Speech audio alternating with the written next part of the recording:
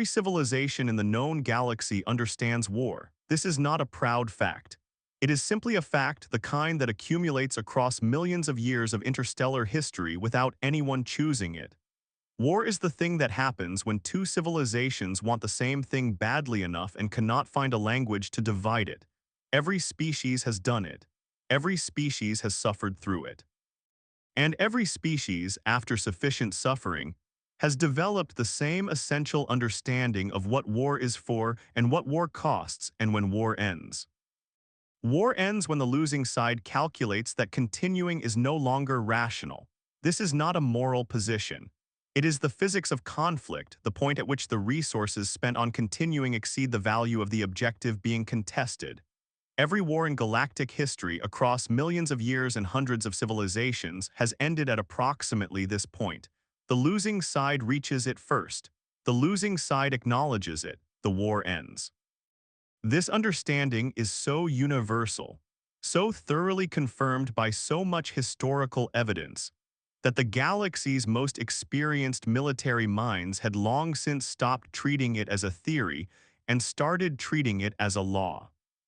Not a law like gravity, perhaps, not something that operated whether you believed in it or not, but a law like diplomacy or economics or the basic structure of rational agency.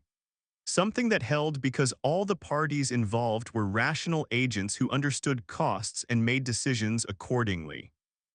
The Sevari Imperium was 800,000 years old when it went to war with humanity.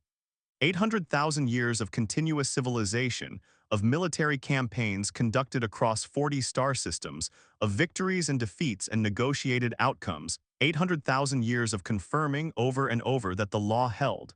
That war ended when the math said it should end. That every opponent, given sufficient cost, eventually reached the calculation and stopped. The Sevari Imperium went to war with humanity in humanity's 143rd year of interstellar presence. Humanity had been spacefaring for 143 years. The Sevari had been doing it for 800,000. The war lasted 11 years. The Sevari quit first. The galaxy, which had been watching, spent the following century attempting to understand what it had seen. What follows is the closest thing to an answer that has been constructed. To understand what the galaxy saw when humanity fought, it is necessary to understand what war looked like before. Not in the crude sense of tactics and technology, those details vary enormously across species and eras. In the deeper sense of what war meant, what it was for, how civilizations thought about it while they were inside it. The Keth Dominion has the most extensive military archive in the known galaxy, a consequence of being among the oldest civilizations still operating in a recognizable form.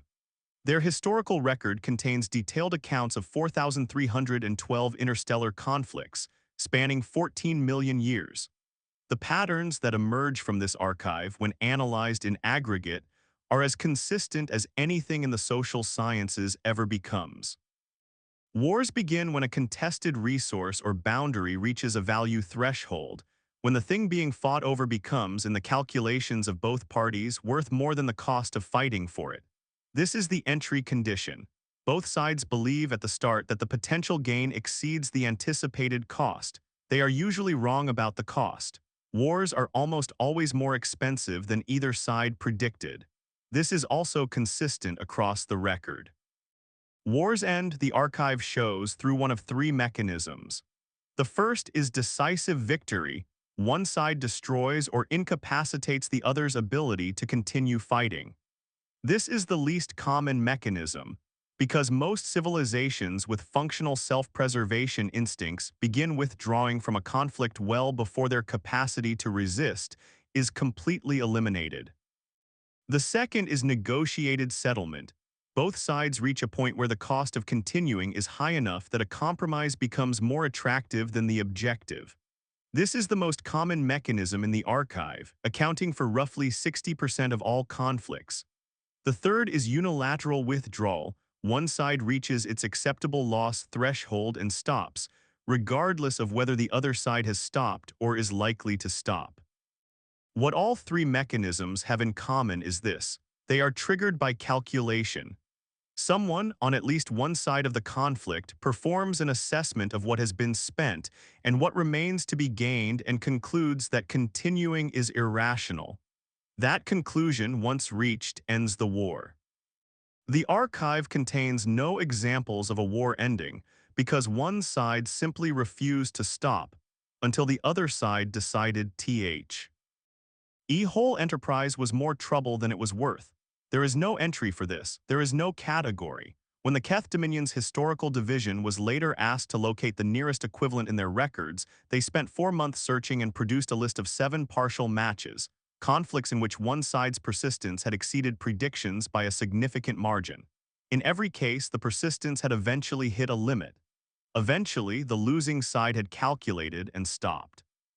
The concept of a side that would not stop calculating, that would not produce the number that triggered withdrawal, that simply did not appear to be running the assessment in the first place, did not exist in 4,312 conflicts across 14 million years of recorded galactic military history. Until the Sevari-Human War. The Sevari Imperium was not an aggressive civilization by the standards of the galactic community. 800,000 years old, it had long since passed through the expansion phase that characterizes young civilizations, and settled into the stable, somewhat conservative posture of an empire that had enough space and enough resources, and had decided many thousands of years ago that the costs of acquiring more were not worth the strategic return. The war with humanity was not, from the Sevari perspective, a war of conquest. It was a corrective action, a term the Sevari used for military operations intended to re-establish a boundary or a precedent that had been disrupted. Humans had settled a system that fell within a region the Sevari considered historically theirs, based on an exploration claim that was 8,000 years old and had never been formally registered with the Galactic Commercial Registry because the Sevari had not believed registration would ever be necessary. 8,000 years of uncontested assumption is, in the experience of an 800,000-year civilization, usually sufficient. The Sevari sent a diplomatic notification informing humanity that the settlement was in violation of Sevari territorial precedent and requesting withdrawal within 18 months. Humanity's diplomatic response acknowledged the notification, requested documentation of the original claim, reviewed the documentation, disputed the claim's validity under current Galactic Territorial Convention, and declined to withdraw. This was not the response the Sevari expected. No civilization had disputed a Sevari territorial claim in 1,200 years. The last one to try had withdrawn after 6 months of economic pressure. Humanity did not respond to the economic pressure either. When the Sevari restricted access to a trade corridor that humanity relied on for several outer colony routes, humanity rerouted. The rerouting was expensive and slow and clearly inconvenient, and humanity did it anyway. When the Sevari filed a formal complaint with the Galactic Council citing human obstruction of legitimate territorial assertion, humanity filed a counter-complaint citing the inadequacy of an 8,000-year-old unregistered claim under modern territorial convention. The council deliberated. The Sevari, who had been through enough council deliberations to know that they could last a decade, made the decision that civilizations at their level of experience make when diplomatic channels stop producing results in a reasonable timeframe. Well, they sent ships. The fleet the Sevari dispatched to the contested system was, by the standards of their military history, modest. 40 warships configured for the specific purpose of demonstrating capability without requiring its full application, a show of force deployment, the kind that had resolved every territorial dispute the Sevari had faced in the past 3,000 years. The logic was sound and historically validated. When a civilization 40 times your age with 40 warships appears in your claimed territory, you calculate. The calculation produces a number. The number tells you that continuing is not rational. You negotiate. The human settlement in the system had a defense force of 7 ships. Against 40 Sevari warships, this was not a military force. It was a gesture. The Sevari commander fully expected to receive a request for negotiation within 72 hours of arrival. What arrived 72 hours after the Sevari fleet took up position in the system was 4 more human ships from the nearest colony. Not enough to change the military math, but present which changed something else. The Sevari waited another week. 6 more human ships arrived. The Sevari fleet was still 40. The human force was now 17. The math was still the same. The negotiation request had not come. The Sevari commander filed a report that has since been referenced in more military academic papers than any other document in the history of galactic conflict studies. It read, in part, "The human force has been reinforced, not withdrawn. This is not consistent with expected behavior under the current force disparity. I am requesting guidance on whether to proceed to a demonstration strike." The guidance came back in the affirmative. The demonstration strike targeted the settlement's primary power relay, a disabling strike, not a destroying one, intended to produce cascading infrastructure failure that would make the settlement untenable without killing its population. It was a precision operation, the kind the Sevari military had been executing for hundreds of thousands of years. It worked exactly as intended. The settlement's power relay was destroyed. The settlement began experiencing the infrastructure failures the strike had been designed to produce. The Sevari waited for the negotiation request. What arrived instead 11 days later was not a negotiation request.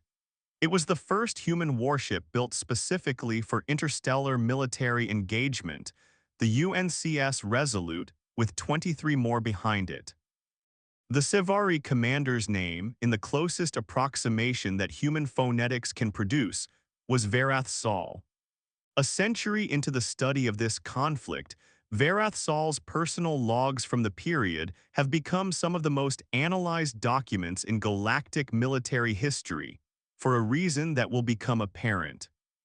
Varath Sol was 300 years old at the time of the conflict, young for a Sevari, but experienced in the specific way that 300 years of military service produces, which is to say deeply familiar with the range of behavior that opponents in conflict tend to display, well calibrated in their ability to read a tactical situation, and confident in their model of how rational adversaries behave under pressure. The arrival of 24 human warships altered the military math significantly but did not reverse it. The Sevari fleet still held the advantage. A battle at this force ratio would produce a clear Sevari victory, with losses that the Imperium's military apparatus would consider acceptable. Varath Sol expected the human commander to see the same math and open a channel. No channel was opened.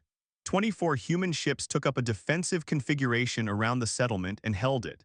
Varath Sol noted in their log that the defensive configuration the humans had chosen was competent but not optimal. The kind of formation a military force deploys when it expects to fight a battle it knows it will lose, designed to maximize the cost to the attacker rather than to maximize its own survival probability. This was the formation of a force that had accepted that it was going to take heavy casualties, and had decided to take as many of the enemy with it as possible. This was not what Varath Sol's model predicted for a rational adversary in this situation. A rational adversary looking at this force disparity makes the calculation and opens the channel. It does not deploy in a formation optimized for dying expensively. Dying expensively was not a goal. It was a pathological outcome, the thing that happened when a force miscalculated so severely that it found itself committed to an engagement it could not win before it had time to withdraw.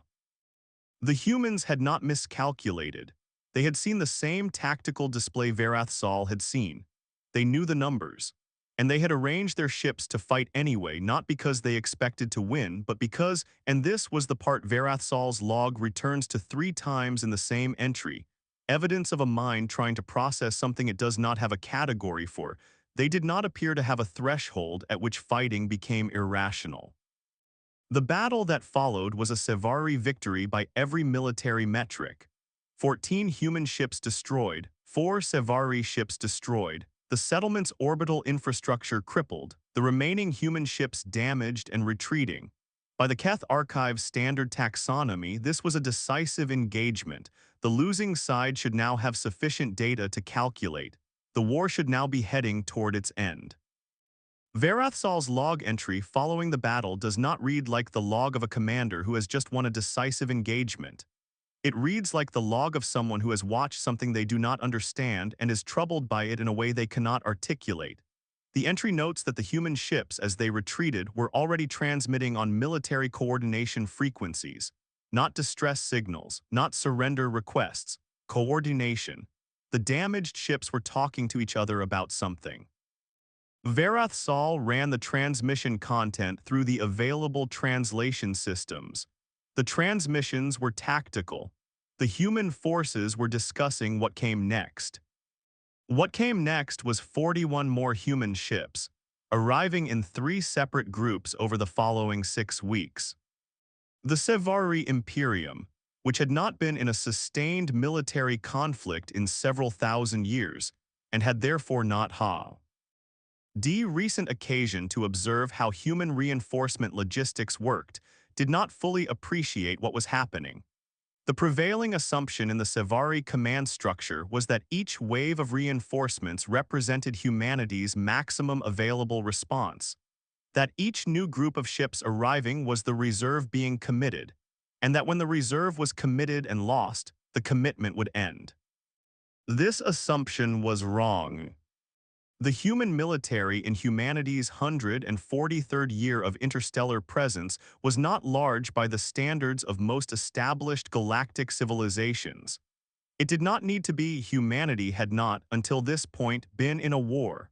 What humanity had was infrastructure, a manufacturing base spread across 6 inhabited systems, a shipbuilding capacity that had been oriented entirely towards civilian and commercial production, and that was capable, when redirected, of producing military vessels at a rate that the Sevari Intelligence Division did not discover until well into the 2nd year of the conflict, when the numbers stopped making sense in the way that the numbers stop making sense when your model of the enemy's capacity is wrong. More significantly, what humanity had was people. 8 billion of them on Earth alone, with several hundred million spread across the colonies.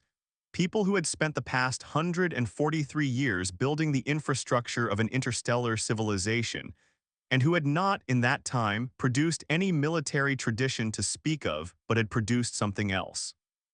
The specific quality that emerges in a species that spent hundreds of thousands of years as a social predator in a difficult environment, that learned to cooperate under pressure, and to commit fully to objectives that the situation made existential, that developed an immune system for despair across generations of near extinctions, a quality that has no clean galactic equivalent, and that the Sevari Imperium's Strategic Planning Division had no variable for. The Sevari's intelligence assessment of human military capacity, prepared before the conflict began, was a thorough document that estimated ship counts, crew experience, technological levels, supply chain vulnerabilities, and strategic depth. It was accurate on every point it covered. The point it did not cover, because there was no established methodology for assessing it, was the answer to the question, how many times will they come back? The answer, which the galaxy was in the process of learning, was, until you stop making it worth coming back for. The galaxy, in reviewing this conflict, has spent the majority of its analytical attention on the Sevari side of the war. This is understandable.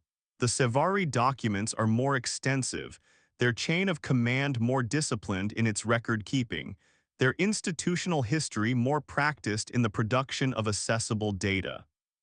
The human side of the conflict is documented differently, in the fragmented and sometimes contradictory way that democratic civilizations document things, where every level of command and every news network and every family sending correspondence to a deployed relative is contributing simultaneously to the record. The picture that emerges from the human record is not the picture of a civilization that had made a strategic decision to outlast the Sevari. It is considerably more human than that, in every sense of the word. Earth's civilian population was not unanimous in supporting the conflict. There were protests and political debates and competing analyses from economists and security scholars and former diplomats who disagreed about whether the contested system was worth what it was costing and what it would eventually cost, and whether there was a negotiated solution that could have been reached earlier and still been acceptable. There were elections during the conflict, and the conflict was contested in those elections, and governments changed, and policy positions shifted, and the whole messy apparatus of a civilization that had never decided to be at war but found itself in one continued to function with the specific chaotic energy of a species that argues about everything and continues anyway. The human soldiers in the conflict did not think of themselves as instruments of a strategy. They thought of themselves as people doing a job in a place where the job needed doing. The accounts left by those who served describe the conflict in terms that are striking for what they do not contain, not ideology or abstract cause or the language of civilizational mission. The language is smaller and more specific.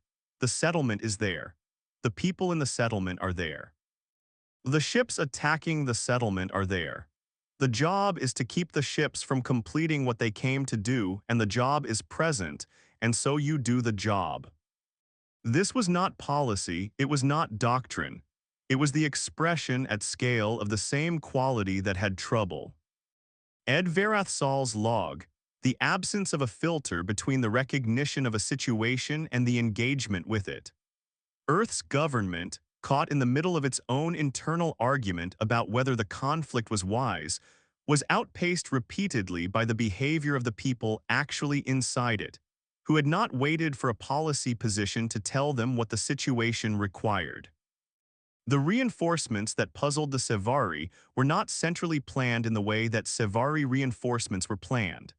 They were the result of 100 separate decisions at 100 separate levels of the human military and civilian infrastructure, people looking at the situation and concluding that the situation required more and finding ways to provide more that the central planning apparatus caught up with after the fact.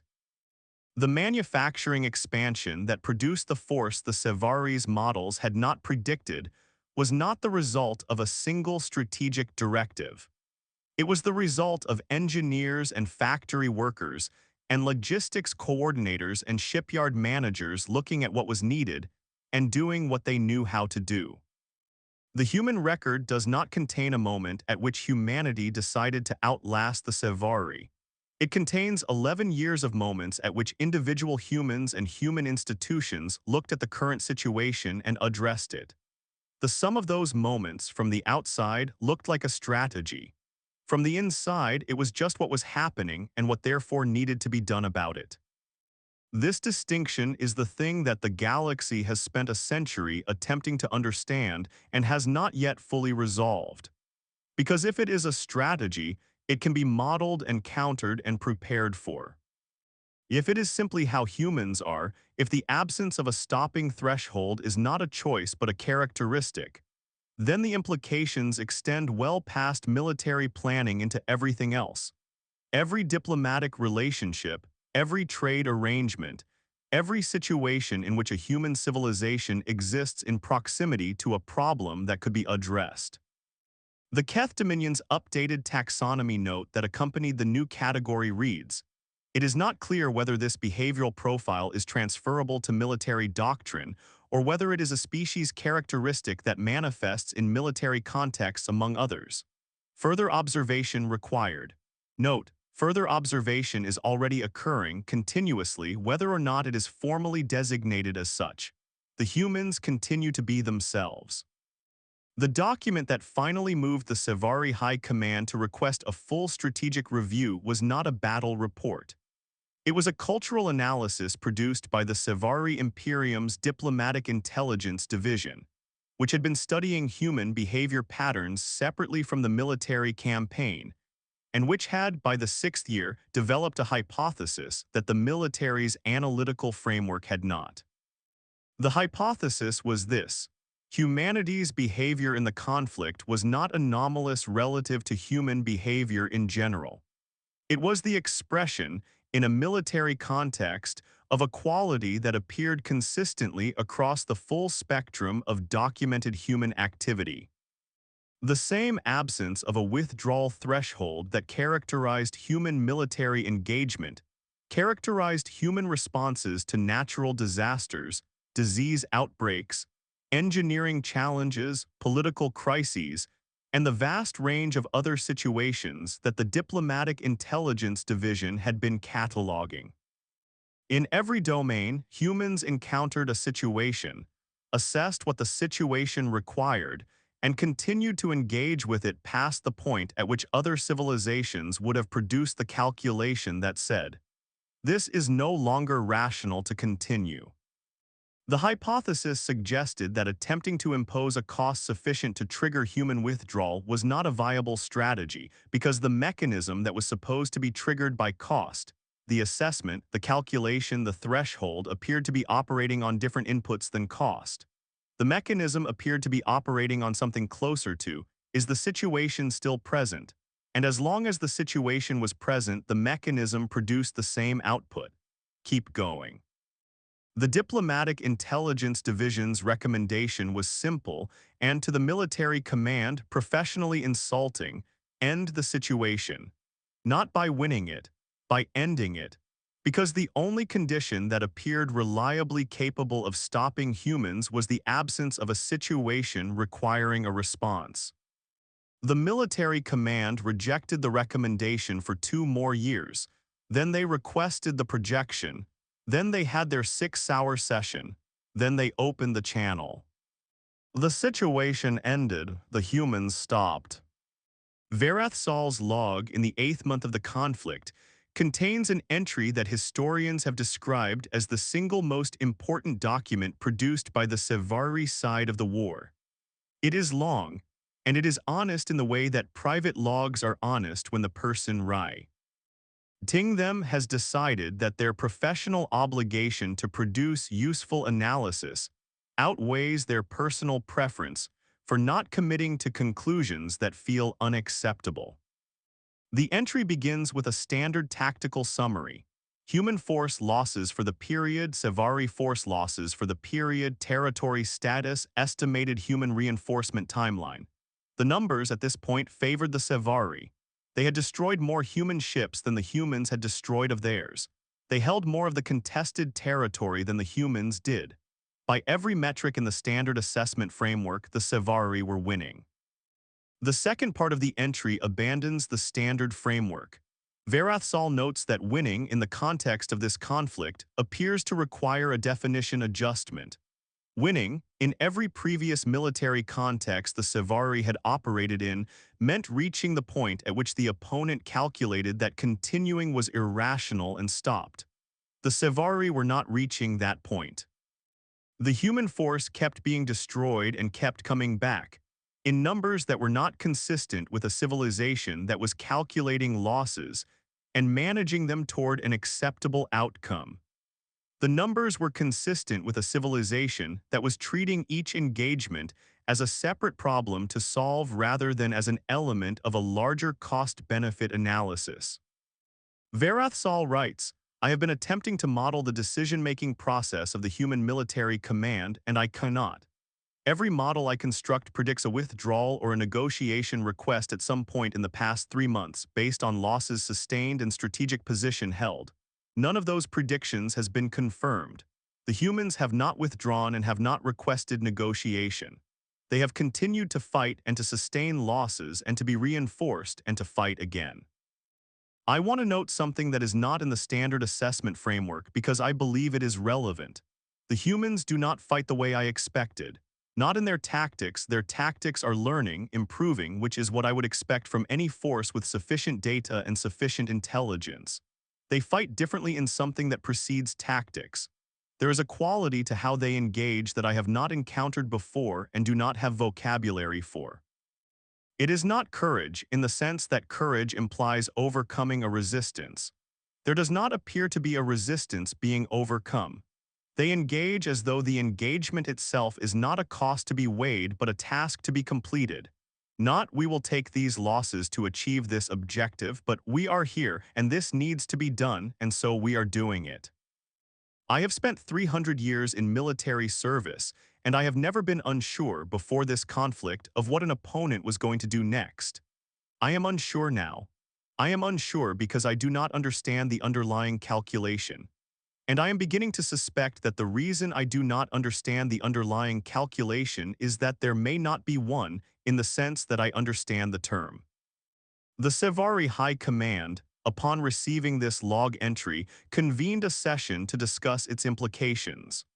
The session produced a conclusion that the Imperium's Strategic Planning Division filed as a minority report, a document that, at the time, did not carry the day. The minority report argued that the conflict was not proceeding toward the outcome the initial campaign plan had modeled, that the human force was not behaving in accordance with any known adversarial behavior profile, and that the Imperium should open a diplomatic channel before expending further resources on a military resolution that showed no signs of producing a decisive endpoint. The majority position held that the math still favored the Sevari, and that a civilization whose ships were being destroyed at a higher rate than the Sevaris could not sustain an indefinite conflict. The math would eventually become prohibitive. The humans would eventually calculate. The third year of the conflict is when the Sevari Imperium's Strategic Planning Division began to notice that the math was doing something unexpected. The human force was losing ships at a higher rate than the Sevari. This was confirmed. It was also true that the human force was being replaced at a rate that the division's models had not predicted, because the models had been built on the assumption that military ship production was a finite reserve being drawn down, that each human ship destroyed brought humanity closer to the point at which the reserve was exhausted. The models had not been built to account for a manufacturing base that was actively expanding, converting civilian production capacity to military output in real time, increasing the size of the force even as the force was sustaining losses. By the third year, the human military force was larger than it had been at the start of the conflict, despite having sustained more losses than the Sevari had. The reserve, which was supposed to be drawing down toward the point of exhaustion, was drawing up. The math that was supposed to make continuing irrational for humanity was not producing the expected output, because the math was built on an assumption about the size of the resource pool that turned out to be wrong. But the resource pool was only part of the problem. The other part was psychological, which is not a word the Sevari military's analytical framework contained in this context, because military psychology in the Sevari tradition was the study of how to maintain the morale of your own forces under pressure, not the study of whether the enemy had a morale threshold at all. The Sevari forces were winning. By the numbers, they were winning clearly, and the Sevari forces were becoming, gradually and then accelerably, uncomfortable in a way that the chain of command was having difficulty addressing. Not frightened exactly. The Sevari had a long military tradition and did not frighten easily, something more specific than fear. Something that develops in soldiers who have been trained on the universal law of conflict, on the understanding that wars end when the math says they should, and who are now in a conflict in which the math keeps saying the war should be ending and the war keeps not ending. Human ships appeared in sectors where Sevari ships had just passed. Human forces contested objectives that had been secured and that should, by any strategic analysis, have been relinquished as untenable given the overall force balance. Human defensive positions were maintained past the point at which maintaining them produced any rational strategic return. And then when they finally fell, the human forces retreated to the next position and maintained that one too. The Sevari forces were not used to opponents who did not respond to the signal that was supposed to end things. In 800,000 years of military history, every opponent had responded to that signal eventually. The signal was, the math is clear. The signal was sent when losses had accumulated to the point that continuing was visibly, demonstrably, inescapably irrational. Every opponent in Sevari history had received that signal and acted on it. Sevari soldiers had learned at the deepest level of their military culture that the signal would be received, that conflicts had endpoints, that the endpoint was legible and would be reached. The human military did not appear to be receiving the signal, or was receiving it and not acting on it. The distinction between these two possibilities was not something the Sevari chain of command had a procedure for investigating, but it mattered enormously because one of them meant a longer war and the other meant a fundamentally different kind of war. The kind that did not have the endpoint the Sevari military's entire institutional culture was built around. By the fourth year, Varath Sal had filed 6 separate requests for a strategic review of the campaign's objectives. All 6 were denied. The majority position in the Sevari High Command still held that the math would eventually produce the correct result. They were right about the math in the abstract. They were wrong about what the math was doing to their own forces while it waited to produce its result. There is a specific vulnerability that long-lived, stable civilizations develop. It is not talked about, in the way that vulnerabilities generally are not talked about, but it is present in the records and visible to anyone who looks for it. 800,000 years of consistent outcomes builds an expectation of consistent outcomes so deep that it functions less like a prediction and more like a fact.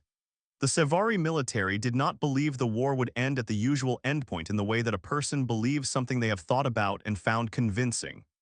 They knew it the way they knew that their ships would operate in vacuum, as a background condition of the universe, not subject to revision. When the background condition failed to hold, what the Sevari forces experienced was not tactical surprise. It was something more fundamental. The Sevari had no word for it in their military vocabulary because it had not, in 800,000 years, been necessary to name. The closest available translation from the Keth Archive's linguistic cross-reference is the experience of a fundamental category becoming unreliable. Not fear, not confusion. The specific unease of a reality in which the rules that have always governed a thing are no longer governing it in the expected way. In humans, this experience is called existential dread. In the Sevari, who had not developed a concept for it because it had never been relevant to their military experience, it had no name, which made it harder to report up the chain of command, harder to address institutionally, and harder to distinguish from ordi. Nary battlefield stress until it had advanced far enough to affect operational performance. By the 6th year, it had advanced far enough. Sevari unit cohesion began declining in the sectors with the highest human contact. The contested systems where human forces appeared and reappeared and maintained positions that should not have been maintainable. The decline was not dramatic. The Sevari were disciplined and experienced, but it was measurable and the chain of command was measuring it, and the strategic planning division was modeling what it meant for the conflict's long-term trajectory.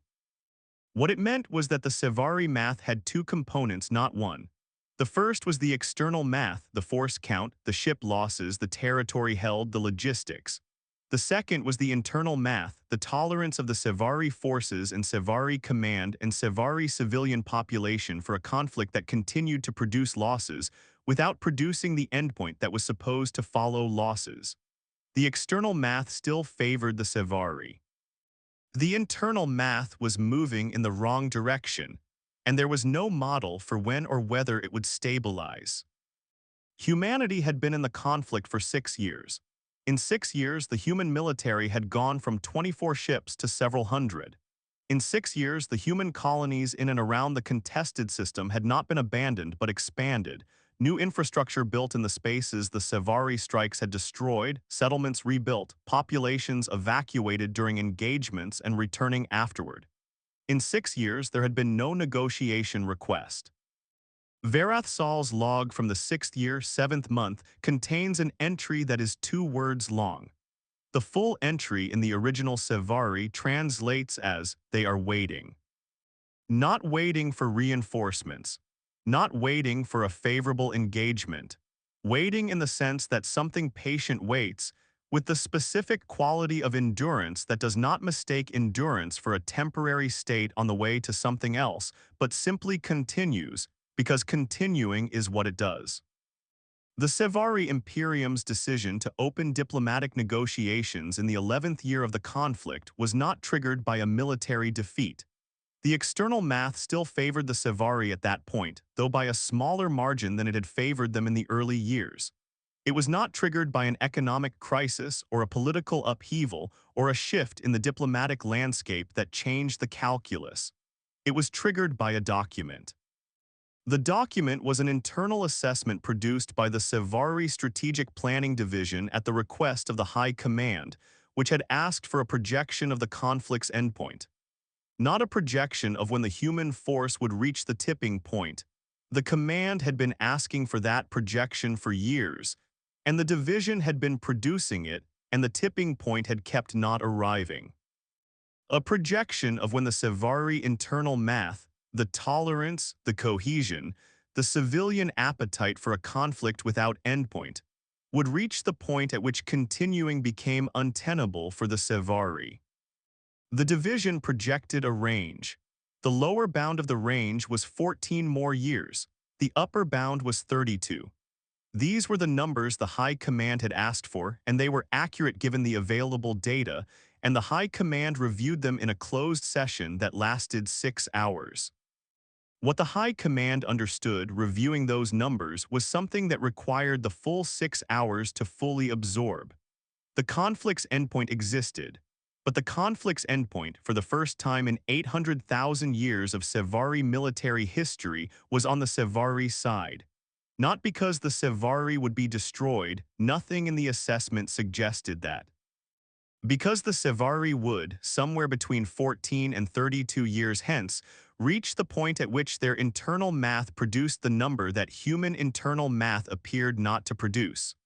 The point at which continuing was no longer rational. The acceptable loss threshold, their own. The humans were not fighting to win. The humans were fighting until the Sevari reached the number the humans had not reached.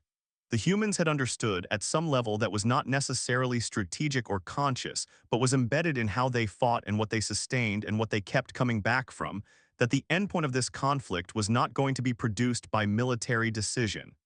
It was going to be produced by one side concluding that the other was not going to stop. And one side had already concluded this about itself. The Sevari had not yet concluded it about themselves. But the trajectory was clear and the math was clear, and for the first time in 800,000 years, the Sevari High Command sat in a room and understood that they were the ones who were going to calculate first. The diplomatic channel opened 22 days later. The settlement it reached took 4 months to negotiate. It preserved human habitation rights in the contested system under a framework of shared territorial recognition that the Sevari Imperium's lawyers spent considerable effort framing as an expansion of existing convention rather than a concession. Because after 800,000 years of continuous civilization, it is important to find language that allows you to reach a necessary conclusion while maintaining the narrative that the conclusion was reached on your terms. The concession was real, the language was cosmetic, the Sevari quit. Epilogue: What the Galaxy Learned. The Galactic Council's official record of the Sevari human war is a careful document. Careful in the sense that it is written with the specific care of an institution that needs to describe an event accurately without producing a framing that makes 14 other civilizations feel threatened by the event's implications. It describes the conflict's resolution as a diplomatic achievement, which is technically accurate. It attributes the outcome to the development of a new territorial convention framework, which is technically accurate. It does not use the language that Varath Sal's final log entry, filed the day the ceasefire was signed, uses. Varath Sal's entry reads, "We stopped because we would have reached the endpoint before they did, not because they destroyed us, because we would have tired of it before they did. I do not know if they understood this about themselves at the start of the conflict or learned it during or have always simply been this way. I do not know if it is strategy or character or some older thing from their evolutionary history that has not yet been given a name. I know only that we sent a signal, the signal all of military history says should have ended things, and they did not receive it. And when I asked my staff to explain why, nobody could, and 11 years later we are the ones ending things, which is not how this was supposed to go. The Keth Dominion updated its behavioral taxonomy after reviewing the conflict record. The update added a new category, the first new top-level category added to the taxonomy in 4,000 years. The category is labeled in the Keth original with a phrase that translates approximately as adversaries for whom the acceptable loss threshold may not exist as a functional constraint. The category currently contains one entry. The Silverian conclave, whose historical perspective on this kind of event is informed by 14 million years of watching civilizations navigate the same patterns, added the Sevari human war to a short internal list maintained by their historical division. The list is called in the Silverian recording system events that required revision of foundational assumptions. It previously contained 4 entries, accumulated over 14 million years.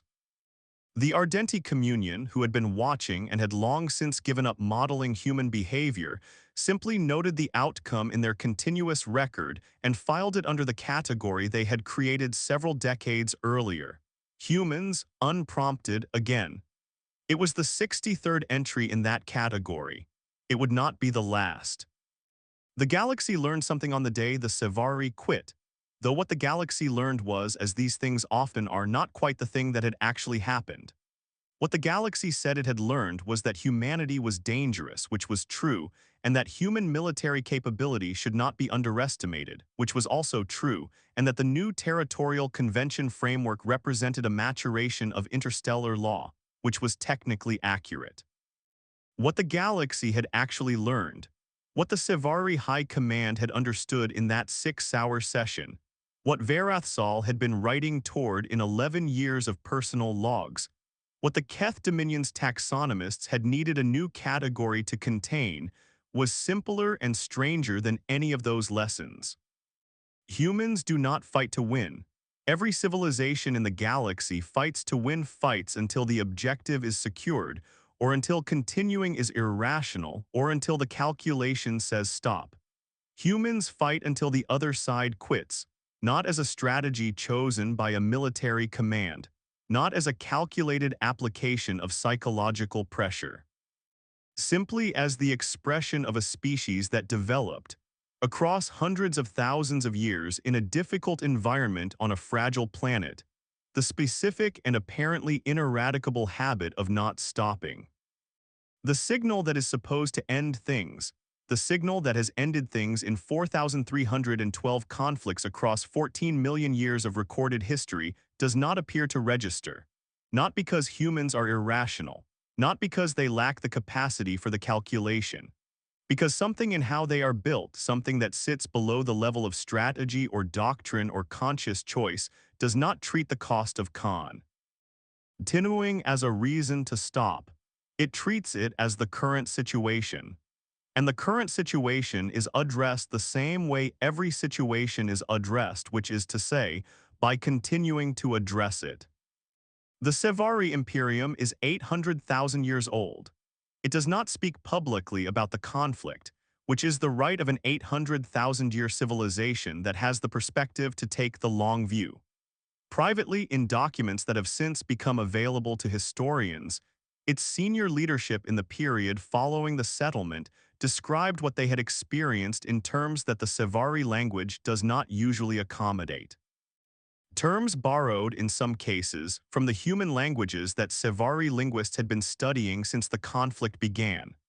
Words that do not translate cleanly, but that the Sevari found themselves reaching for because their own language did not contain them, because their own civilization, in 800,000 years, had never needed them.